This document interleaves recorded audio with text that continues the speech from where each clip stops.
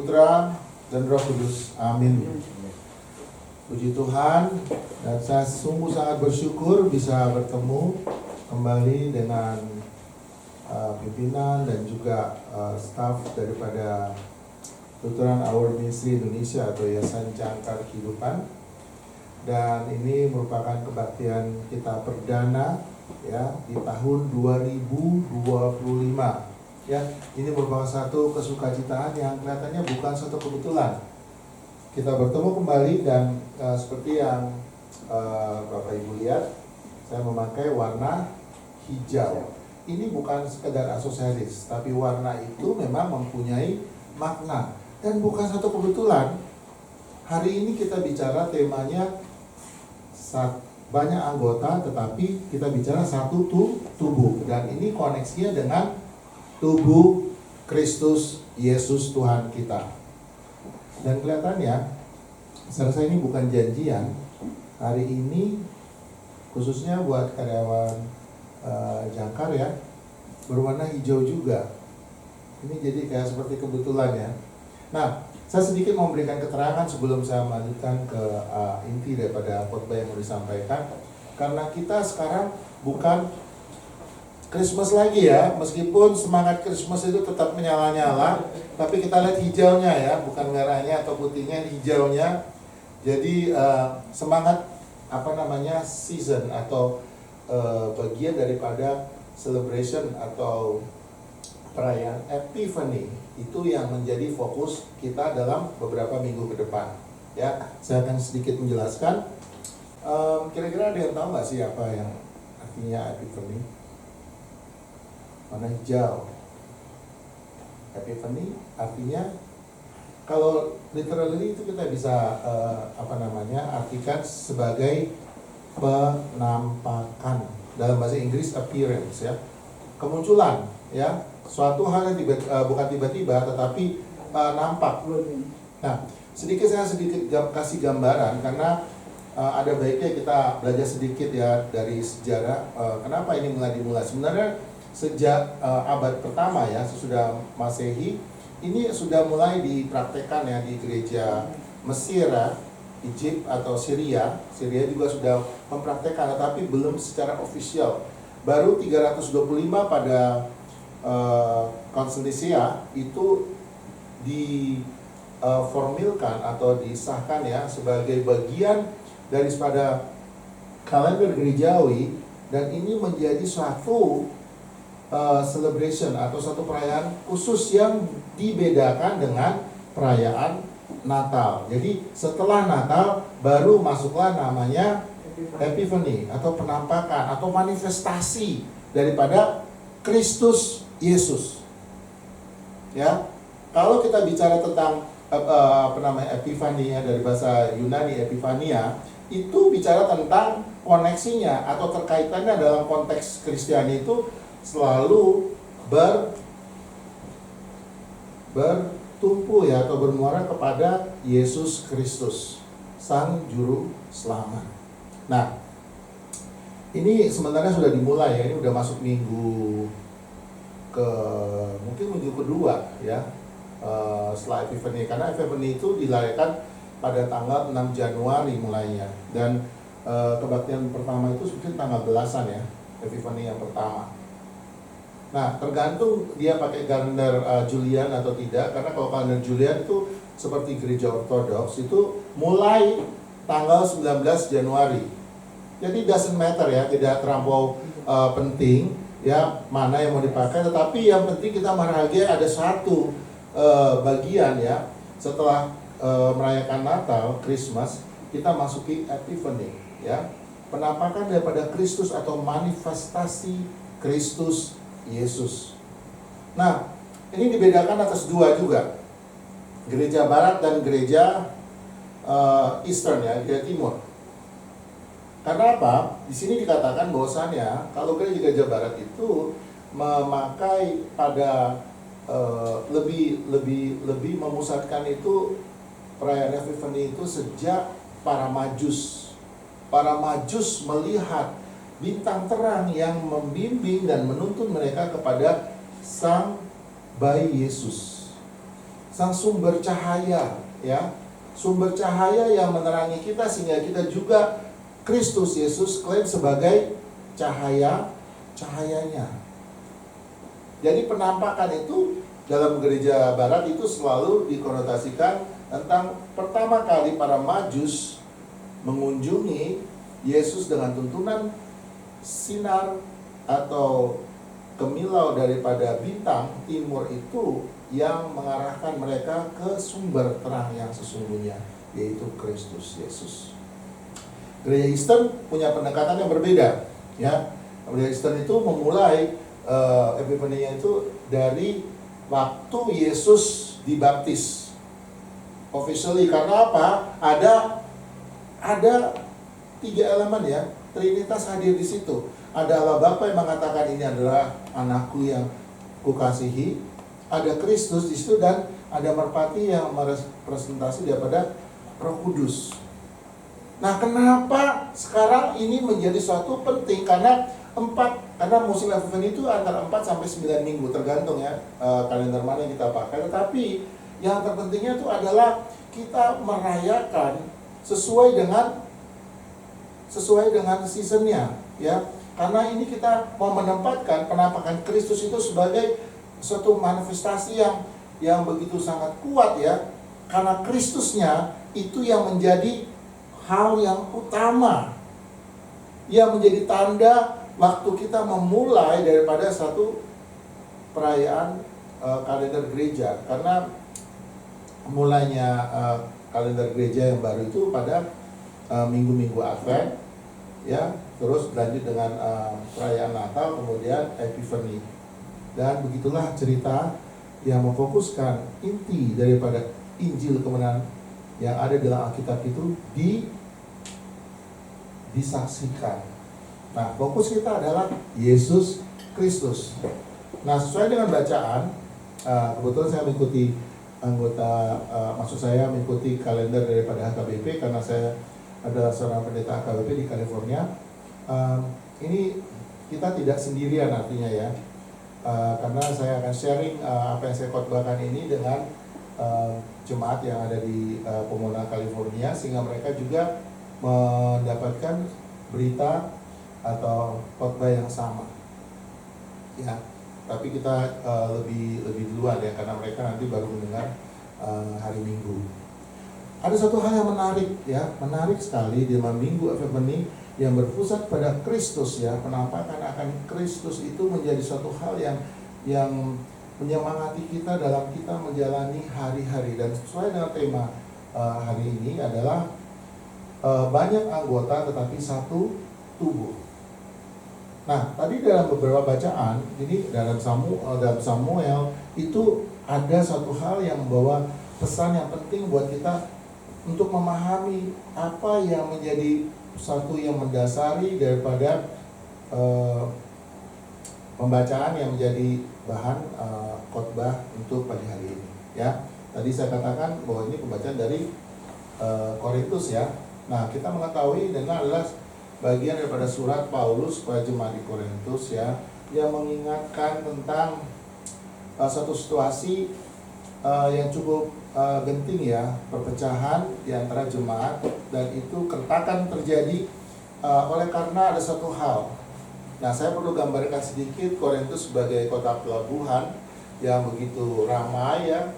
Itu kota banyak keanekaragaman, ya, budaya. Ada orang Yahudi, ada orang Yunani, ya, ada orang kaya, ada orang miskin. Jadi satu sosial yang cukup bervariasi, dan ini bercampur baur semuanya di situ. Ternyata ini juga berpengaruh kepada gerejanya, yang mana anggota-anggota juga beragam. Sama seperti apa yang ada di sini, ya. Di Jangkar aja contohnya, stafnya ada yang Advent, ada yang dari Pentakosta, ada yang dari Karismatik, ada yang dari Lutheran, ada yang dari Katolik. Tapi dalam melakukan misi Jangkar, yaitu bring Christ to the nation, nation to the church, ya, membawa kasih Kristus kepada bangsa. Nah, kata kasih ini jadi satu yang penting ya untuk kita. Kenapa? Kasih itulah yang bisa bukan menanggalkan ya kita datang dari gereja mana, tetapi begitu kita memakai baju seragam jangkar, kita hanya melayani dan hanya melakukan untuk misi membawa Kristus itu kepada setiap orang, khususnya orang-orang yang ada di Indonesia yang belum merasakan kasih Kristus itu dalam kehidupan mereka. Bahkan ada yang belum mengenal Kristus sama sekali.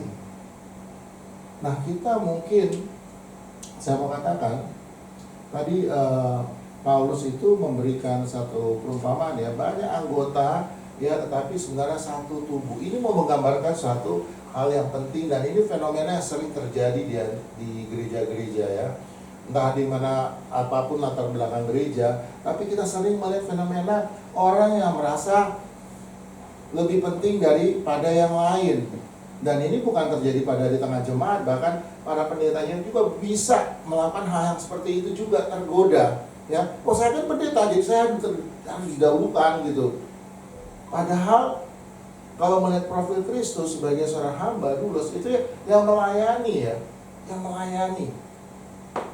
Dan ini kita tidak melihat sebenarnya strata ya, seperti ada contohnya di satu agama tertentu ya, ada pembagian strata sosial ya.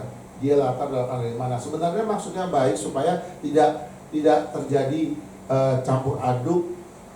Maksudnya itu mau memberikan keteraturan. Jadi biarlah orang itu istilahnya tidak main loncat ya dari golongan atas ke golongan bawah atau golongan bawah ke golongan atas, tapi biarlah itu mereka hidup berdampingan sesuai dengan hidup di mana strata mereka, sosial mereka, sehingga tatanan di masyarakat itu bisa lebih terkendali dan lebih harmonis. Tetapi kenyataannya dalam kehidupan yang modern, dan mungkin ini agak sedikit rancu ya, karena apa? Kita tahu ya bahwasannya, apalagi kita bicara tentang kekristenan ya atau Kristiani, kita nggak melihat kesiapaan kita, datang latar belakang mana, kesukuan kita atau status sosial kita tuh sebagai atasan, bos, atau posisi direktur atau posisi bawahan. Ketika kita menghadap Tuhan, kita ini adalah semuanya sama. Saya ingat ini udah 10 tahun yang lalu ya, kejadian. Dan ini saya sangat-sangat ingat kejadian ini karena ini yang terjadi dalam kehidupan saya. Nah, sehari-hari saya itu adalah staf khusus ya dari misi daripada LCMS, yang mana saya punya bos yang bisa merintah saya ini, itu, dan ini, dan bisa bilang saya salah, ini kurang persiapan atau laporan kurang ini, dan saya memang tunduk pada dia karena dia adalah bos saya. Tapi suatu saat dia lupa. Pada waktu hari Minggu terjadi ada sedikit clash ya, atau sedikit kesalahpahaman ya, sehingga dia tanpa sengaja pada waktu itu dia marah-marahin dan menyalahkan sesuatu pada saya. Dan pada waktu itu saya hanya terdiam karena saya juga merasa itu kan bos saya gitu. Tetapi pada hari itu sebenarnya itu posisi kita switch, berpindah. Saya pendeta, dia yang jemaat. Dan itu istri saya mengingatkannya itu. Jadi waktu dia marah-marah, istri saya mengingat, jangan lupa Mister, bahwasannya kamu harus tetap menghormati dia sebagai pendeta. Di hari-hari biasa dia memang karyawan kamu, staf kamu, tetapi di hari Minggu dia adalah pendeta kamu. Entah bagaimana, saya belum pernah melihat dia begitu mau merendahkan hati dan secara publicly dia minta maaf di depan saya. Ini bukan mau merasakan saya lebih penting di gereja atau pada waktu ibadah, pendeta jauh lebih penting karena dia membawakan khotbah atau memberitakan kebenaran firman Tuhan. Tetapi yang saya mau katakan, di mata Tuhan itu sama, ya. Dan gambaran daripada Paulus mengatakan ada telinga, ada tangan, ya, mengatakan bahwa karena saya mata bukan bagian dari tubuh, ini menjadi suatu hal yang pengertiannya adalah bisa dibalikan juga, ya. Merasa bahwasannya saya lebih penting karena saya mata. Kalau nggak ada mata, gimana bisa melihat? Terus kaki juga bisa mengatakan, kalau nggak ada kaki, bagaimana kamu berjalan? Mungkin kalau saya tambahkan juga otak saya berkata, semua saya atur otak saya. Kalau semuanya mau kedepankan merasa lebih penting daripada yang lain, nah disitulah mulai titik keretakan dan kehancuran itu mulai terjadi. Dan disinilah iblis mulai berperan dengan sangat kuat. Karena apa? Kita merasa bahwasannya kita itu mau dihargai di depan Tuhan. Tetapi buat Tuhan, kita hanya dilihat sebagai apa? Orang-orang yang berdosa yang membutuhkan apa? Karya Allah, yaitu anugerah pengampunan dosa. Entah sehebat apapun engkau berfungsi dalam satu gereja, entah dia engkau seorang majelis, penatua, pendeta, atau siapapun, di mana Tuhan, kita dilihat sama sebagai orang yang berdosa, yang membutuhkan pengampunan dosa. Tidak ada satupun yang merasa kita lebih baik. Kenapa? Tuhan tidak melihat dosa kecil apa dosa besar. Yang kita harus pahami bahwasanya semuanya memerlukan anugerah pengampunan dosa. Jadi kalau kita mau merasa lebih atau merasa kita sedikit lebih baik daripada orang lain, hati-hati. Karena inilah cara iblis untuk membuat keretakan di tengah apapun itu, ya, ibadah di kantor, ibadah di gereja, dimanapun juga. Inilah cara iblis, kan aku lebih penting. Kalau ada aku nggak bisa ibadah terjadi. Kalau aku nggak bagian teknisnya, aku nggak atur segala macam ini, gimana Tuhan ibadah itu bisa berjalan dengan baik? Nah, maksud daripada apa yang jadi pesan penting Rasul Paulus adalah kita mengesampingkan, ya, hal yang merasa bahwa diri kita jauh lebih penting daripada orang lain, tetapi justru saling mendahului dalam melayani, ya, seperti gambaran daripada Daud dan sahabatnya itu, Jonathan.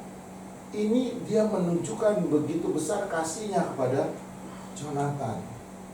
Meskipun dia mungkin bisa melakukan satu hal yang dia rasakan ini tidak adil, tetapi dalam hal ini dia mengedepankan, dan ini hanya bisa dilakukan oleh dasar kasih. Karena semuanya itu, pesannya itu yang melekat, ya. Satu hal yang penting daripada apa yang dipesankan oleh Rasul Paulus pada jemaat Korintus, ya, yaitulah kita tidak melihat kesiapan kita, ya. Karena siapakah kita masih mau dipakai oleh Kristus sebagai saksinya. Saya sudah katakan berulang-ulang, ya, benda mati pun, batu istilahnya, kalau Tuhan mau memakai dia untuk membuat orang datang dalam pertobatan, bisa. Kenapa tidak? Dia nggak perlu kita juga. Tetapi kita harusnya merasa begitu sangat beruntung, ya, Tuhan masih memakai kita sebagai saksinya. Siapa kita, orang-orang berdosa ini yang Tuhan angkat, yang mana Allah sendiri yang datang kepada kita, yang kita rayakan belum lama ini, hadir di tengah-tengah kita. Nah, kemarin saya sempat mengatakan bahwasanya kenapa sih kadang-kadang Israel ini suka istilahnya melupakan Tuhan dan kembali menyembah berhala, karena mereka selalu mau melihat ada suatu Allah yang bisa mereka sentuh, mereka pegang, mereka bisa lihat. Nah, itu pada waktu Kristus belum datang, mungkin itu menjadi satu hal yang alasan, ya. Tetapi karena mereka memperbandingkan dengan bangsa-bangsa lain yang menyembah berhala. Tetapi ini satu pendekatan saja yang saya mau katakan. Begitu ironisnya, Kristus Allah itu sendiri datang, ia pun ditolak juga. Nah ini it's matter of how you going to, humble your heart and receive God. Bagaimana kita mau datang dalam kerendahan hati dan menerima Allah apa adanya. Jangan mengungkapkan kestandaran kita untuk menentukan ini Mesias apa bukan. Itulah yang terjadi dengan saudara-saudara kita yang masih menunggu kedatangan Mesias. Padahal Mesiasnya sudah mau datang untuk kedua kali. Satu tubuh. Satu hal di mana saya akan menutup daripada khotbah ini, ya, ada beberapa pendekatan yang harus kita pahami. Yang pertama, ya, kita ngumpul tanpa ada Kristus, itu cuma sekedar kumpulan gosip, nggak ada gunanya. Karena apa? Kristusnya itu adalah sebagai perekat. Jadi kumpulan apapun tanpa Kristus yang hadir di tengah-tengah itu cuma kumpulan biasa. Bahkan cenderung akhirnya gosip ngomongin satu dengan yang lainnya. Ya, ini satu pendekatan sosial yang sama sekali kurang memberikan satu yang sifatnya beneficial untuk pertumbuhan iman. Itu kategori pertama. Kalian bisa berpikir ini kita masuk dalam kategori mana? Atau kategori kedua di mana Kristus ada dan kelompok-kelompok ini hadir oleh karena ada suatu persekutuan, yaitu Kristus yang hadir di situ. Tetapi ini terjadi Korintus, ya, maksudnya benar untuk melayani Kristus, tapi masih memikirkan saya lebih penting atau saya lebih harus diutamakan daripada yang lain. Karena apa? Maksud untuk memberikan sesuatu yang terbaik buat Tuhan. Oh, saya mau memberikan terbaik dan ingin Tuhan memberikan kredit buat kita bahwasanya kita sudah melakukan sesuatu buat Tuhan. Saya mau mengingatkan siapa kita. Seolah-olah kita mau minta kredit daripada Tuhan. Bukankah kita adalah orang-orang yang sebenarnya tidak layak tapi diselamatkan? Nah ini benar, persekutuan Kristusnya hadir, tetapi orang-orangnya belum hidup baru, masih menginginkan penghargaan daripada Tuhan. Saudara, Tuhan sudah istilahnya merendahkan dirinya, ya, untuk datang ke dunia, bahkan merendahkan paling terendah, ya, memberikan nyawanya mati bagi kita orang-orang berdosa ini. Beginilah cara konsep kita sebagai orang Kristen harus berpikir. Itu pendekatan yang kedua. Kristusnya hadir tapi gaya melayaninya masih gaya duniawi, masih ingin dipuji, dilihat, ya, persembahannya mau dilihat orang. Sementara Kristus melihat, ya, ini melihat dari hati, ya. Karena apa? Lihat persembahan janda itu, ya.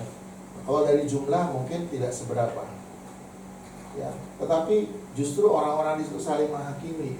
Dan menghakimi itu bukannya hanya pada lihat orang, dia kok nggak memberikan persembahan, tapi ada juga, ya, dia merasa dia sudah memberikan dan kemudian dia melihat, ya ampun, itu orang kaya dia minta ampun, ya, pada uangnya banyak, gajinya tinggi, perusahaannya di mana-mana, tapi kok katanya nyumbang ke gereja aja kok kelihatannya, karena saya ada di pengurus, saya tahu benar siapa-siapa yang memberikan. Nah, kita jadi menghakimi orang lain. Harusnya hidup kita sudah benar, ya, sudah memberikan apa yang terbaik yang kita bisa berikan, tetapi kita jatuh dalam tipu daya iblis yang satu ini, ya. Tanpa sengaja kita menghakimi orang lain. Meskipun benar kenyataannya dia adalah orang pelit yang tidak mau berbagi bagi orang lain, itu bukan urusan kita untuk menghakimi orang lain.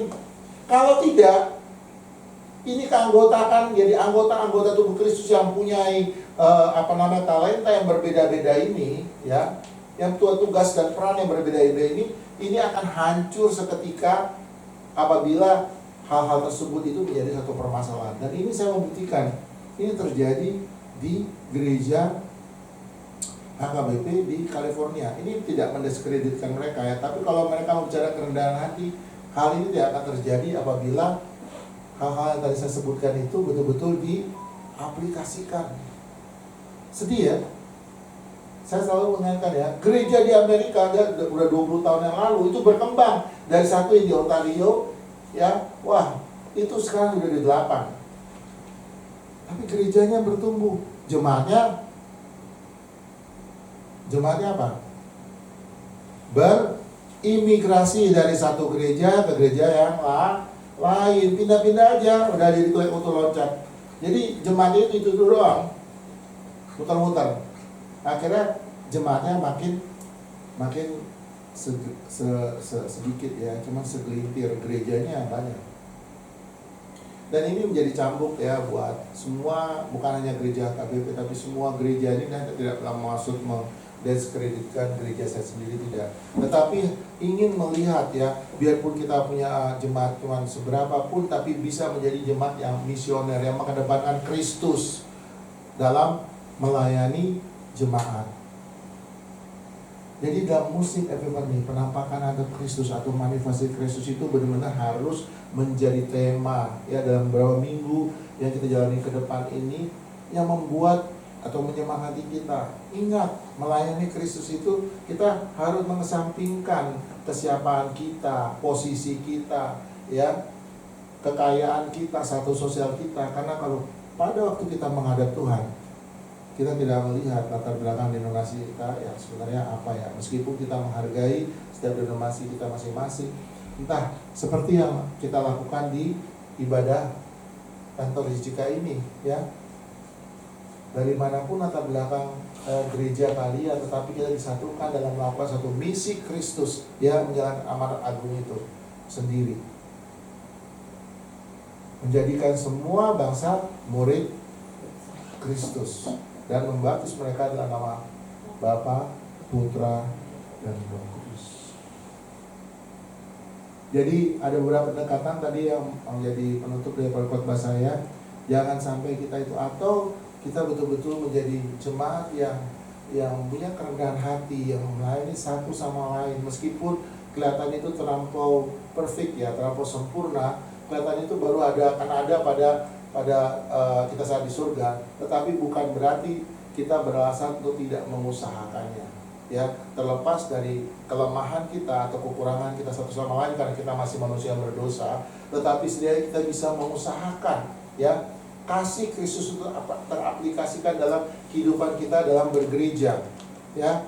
Jadi kita datang ke sini tidak mewakili lagi, wah kita mau ini, meskipun kita dalam naungan gereja Lutheran ya, atau bisa berbangga dalam bentuk pengajaran atau doktrinasinya, tetapi ingat ya, kita ini melayani Kristus, sang kepala gereja, dan disitulah kita berpijak ya.